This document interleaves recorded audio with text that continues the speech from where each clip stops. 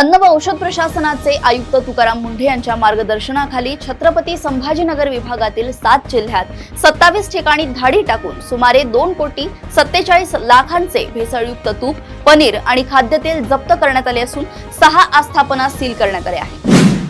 मुंबईत ओला, उबर आणि रॅपिडो सारख्या ॲप आधारित टॅक्सी चालकांकडून प्रवाशांकडे 100 ते 150 रुपयांच्या अतिरिक्त टिपची मागणी केली जात असून पैसे न दिल्यास राईड रद्द केली जात असल्याने प्रवासी त्रस्त झाले आहेत। मनसे अध्यक्ष राज ठाकरे यांनी 14 जून रोजी असणाऱ्या आपल्या वाढदिवसानिमित्त होर्डिंग्ज न लावता राज्यभर वृक्षारोपण करणे आणि प्राण्यांसाठी पाणवठे उभारणे यांसारखे लोकोपयोगी उपक्रम राबवण्याचे आवाहन कार्यकर्त्यांना केले आहे।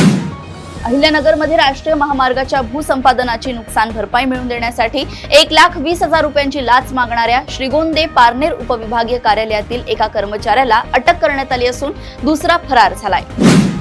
कृषी मंत्री दत्तात्रय भरणे यांनी राज्यात मे आणि जून महिन्यात झालेल्या अवकाळी पाऊस आणि गारपिटीमुळे बाधित झालेल्या केळी व इतर फळ पिकांचे पंचनामे पुढील 10 दिवसात पूर्ण करण्याचे आदेश प्रशासनाला दिले आहेत।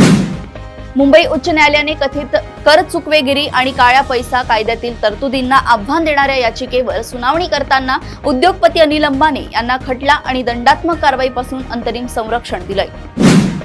नीट आणि सीयूईटी परीक्षांमधील कथित गैरव्यवहारांची नैतिक जबाबदारी स्वीकारून केंद्रीय शिक्षण मंत्री धर्मेंद्र प्रधान यांनी राजीनामा द्यावा अशी मागणी करत कॉक्रोच जनता पार्टीचे अध्यक्ष अभिजित दिपके यांनी पुण्यात आंदोलनाचा इशारा दिलाय।